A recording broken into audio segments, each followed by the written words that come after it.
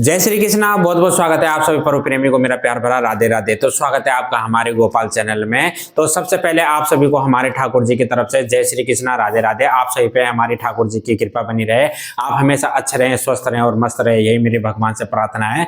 तो आज मैं इस वीडियो में इस विषय में चर्चा करूंगा कि जैसे कि आप जानते हो कि मैं लड्डू गोपाल जी की सेवाओं से जुड़ी हुई नई नई वीडियो आप सभी के बीच लेके आता, साथ ही मैं आप सभी के बीच भक्ति से जुड़ी हुई जानकारी वीडियो आप सभी के बीच लेके आता रहता हूँ।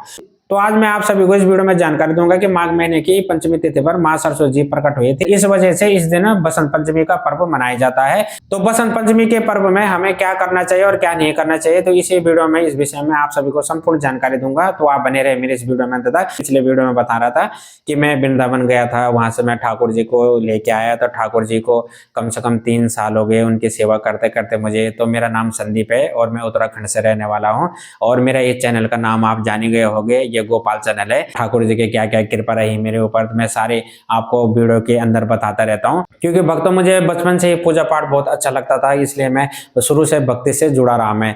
तो जैसे कि मैं आपको पिछले वीडियो में बता रहा था कि मैं ठाकुर जी की सेवा का भाव कैसा आया मेरे मन में, मुझे लड्डू गोपाल जी की सेवा मिली। तो जैसे कि मैं शुरू से पूजा पाठ तो मैं करता ही था बचपन से। जब मैं मेरा स्कूल का कार्यकाल चल रहा था तब मैं बचपन से पूजा पाठ करता था। एक बार मैं फैमिली के साथ वृंदावन गया था, तो वहां से मैंने जब ठाकुर जी की भक्ति देखी और वहां मैं इतना भक्तमय हो गया और मुझे अपने मन में ये सोचा कि मुझे यहाँ से ठाकुर जी को, लड्डू गोपाल जी को अपने साथ लेके जाना चाहिए। तो मैं अपने ठाकुर जी को अपने साथ लेके आया। और फिर मुझे इतना पता नहीं था उनकी सेवा के बारे में, क्योंकि अचानक ही बना था कि मुझे लड्डू गोपाल जी को अपने साथ लेके चलना है हरिद्वार यहाँ से। तो फिर मुझे पता नहीं था कि उनके लिए क्या क्या होना चाहिए, क्या क्या कैसे प्राण प्रतिष्ठा भी होती है उनकी या नहीं होती, ये भी मुझे कुछ ज्ञान नहीं था। तो मैं दुकान में गया हूँ, तो मुझे ठाकुर जी पसंद आए। तो मैंने ठाकुर जी को श्रृंगार उंगार करवा लिया दुकान वाले से कि भैया मुझे ले जाने हैं। तो उन्होंने तैयार वार कर दिया। जो जो मेरे मन में भाव आता रहा मैं वो ठाकुर जी की सेवा करता रहा। जब मैं ठाकुर जी को अपने साथ ला गया, गोपाल जी को लाया, तो जैसे भी मेरे से ये सेवा बन पड़ी, जो मेरा भाव था, जो मुझे अच्छा लगा कि जैसे जैसे खुद हम सोते हैं या खुद हम जैसे भोजन करते हैं उसी तरह से, जैसे हम खुद स्नान करते हैं उसी तरह से मैं ठाकुर जी को भी स्नान करवाया, उसी तरह से उनको भोग लगाया, उसी तरह से उनको श्रृंगार किया, सब कुछ ठाकुर जी की सेवा करने लग गया। तो धीरे धीरे करते करते करते मुझे इतना ज्ञात हो गया कि ठाकुर जी को कैसे किस समय पे भोग लगाना है, किस समय पे उनको सुलाना है और कैसे कैसे अपने आप भाव आते रहा। तो आप घबराइए मत, अगर आप भी ठाकुर जी की सेवा लेना चाहते हो। तो वैसे तो भक्तों ठाकुर जी की सेवा बिना उनकी कृपा से मिलती नहीं किसी को, क्योंकि ठाकुर जी अपनी सेवा हर किसी से करवाते नहीं है। जब उनकी कृपा होती है तभी आपको ठाकुर जी की सेवा करने का मौका मिलेगा।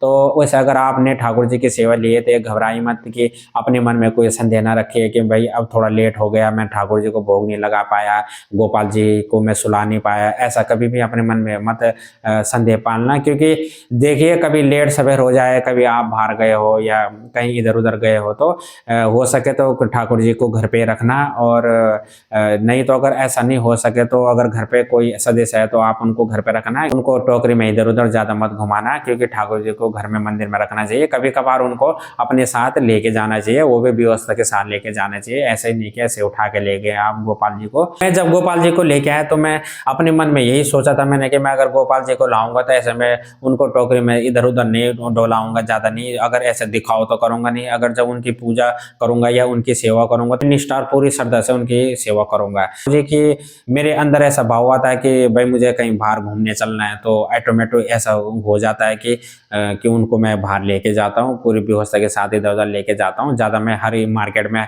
कि हाथ पर पकड़ के इधर उधर ज्यादा नहीं घुमाता उनका। बहुत सारे बोलते हैं कि जो सेवा ली है ठाकुर जी के, बोलते हैं हमारे तो बालक हैं, हमारे तो बच्चे हैं। अरे बात तो सही है आपकी, बच्चे तो हैं आपके, माना कि आपका भाव है उनके प्रति बच्चे का, पर साथ में ये भी क्यों भूल जाते हो आपके वो भगवान भी तो हैं, साथ में भगवान भी तो हैं। वो तो भगवान को ऐसे टोकरी में मार्केट में इधर उधर घुमाना, कोई अपने पर्स में उनको रख लेते हैं और साथ में ऐसे घुमाते रहते हैं। मुझे देखकर बहुत तरस आता है, बहुत मुझे अब बहुत वैसे दिक्कत होती है, पर क्या करें, बोल नहीं सकते हर किसी के लिए। पर मैं सबसे हाथ जोड़ के विनती करता हूँ कि हो सके तो उनको घर पे रखे, ज़्यादा इधर उधर ना डुलाए। और कभी कभार आप उनको साथ में लेके जा भी रहे हो तो बड़ी पवित्रता के साथ और स्वच्छता के साथ उनको साथ में घुमाइए, इधर उधर उनको लेके जाइए, ज़्यादा उनको ऐसा आप उनको एक पीतल की विग्रह मत समझिए। अगर आप ऐसा समझते हो तो ये बहुत बड़ा पाप हो जाएगा, बहुत बड़ा अपराध हो जाएगा आपसे।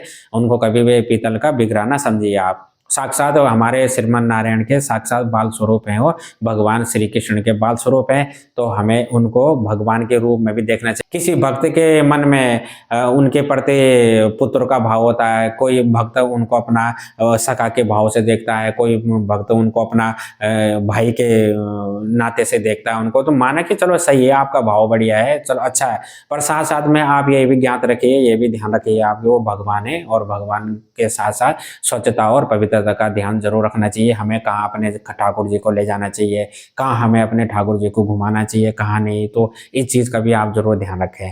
तो आगे की वीडियो में फिर मैं आपको बताऊंगा कि तो क्या क्या ठाकुर जी की सेवा का नियम होता है, क्या क्या मैं आगे कैसे कैसे मैंने उनकी सेवा की, और कैसे कैसे मुझे प्रेरणा मिली ठाकुर जी से कि उनको क्या कब क्या चाहिए क्या नहीं चाहिए। अगर सेवा कर रहे हो आप उनके ठाकुर जी की, थोड़ा लेट सवेर हो जाए तो कोई दिक्कत नहीं, मन में कोई संदेह ना पालना। तो अगर आप कभी लेट हो जाते हो तो जिस टाइम आप आ जाते हो घर पे, तो उस टाइम आप उनको भोग लगा सकते हो, सुला सकते हो। सुलाना जरूरी है, ये नहीं कि पूरी रात आपने ठाकुर जी को सिंहासन पे ही बैठा रखे हैं। बहुत सारे तो अपने ठाकुर जी को सुलाते ही नहीं है, तो ये तो गलत है, ऐसा नहीं होना चाहिए। जैसे हमें सोना होता है, वैसे हमारे ठाकुर जी को सोना भी होता है। जैसे हमें भूख लगती है वैसे हमारे गोपाल जी को भी भूख लगती है। इस चीज़ का आप जरूर ध्यान रखना, ठाकुर जी की सेवा में कोई भी लापरवाही ना करना।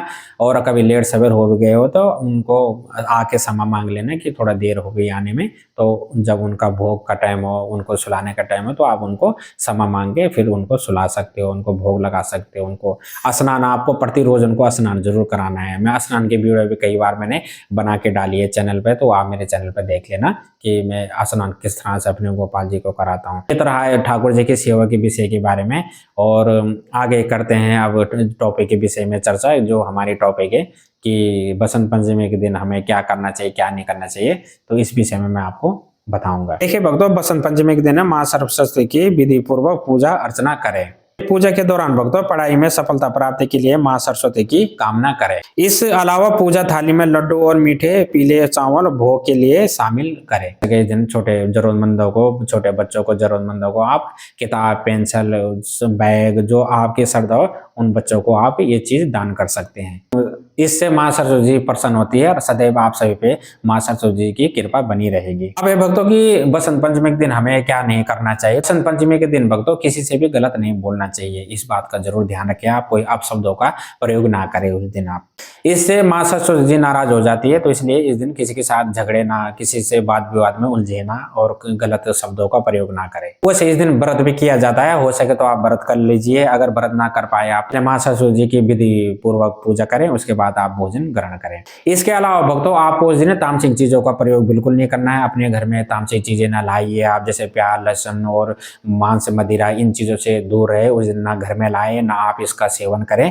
तो इस चीज का भी जरूर ध्यान रखें। अगर आप ऐसा करोगे तो माँ सरस्वती जी उस दिन क्रोधित हो जाएंगे, माँ सरस्वती जी का आशीर्वाद आपको मिल नहीं पाएगा। तो आप उन तामसिक चीजों से भी दूर रहे और इन चीजों का ग्रहण ना करें। उस दिन आप किसी से बातचीत कर रहे हो तो बातचीत करते समय झूठ का प्रयोग ना करें, झूठ बिल्कुल ना बोलिए आप। तो इस चीज से भी आप बचे। तो इन चीजों का भी आप ध्यान रखें कि झूठ नहीं बोलना चाहिए उस दिन। और सबसे इंपॉर्टेंट चीज ये है कि भक्तों उस दिन आपको बसंत पंचमी के दिन काले वस्त्र या काली चीजें कोई भी खरीदनी नहीं है मार्केट से।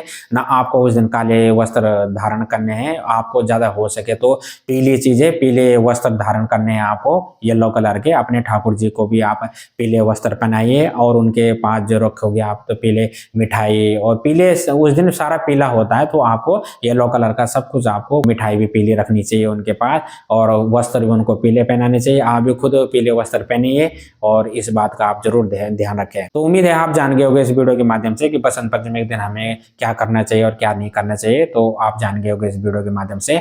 अगर आपको ये वीडियो पसंद आई हो तो वीडियो को लाइक कीजिए, चैनल पर नए हो तो चैनल को सब्सक्राइब कर लीजिए, कमेंट में जय श्री कृष्णा जरूर लिखें।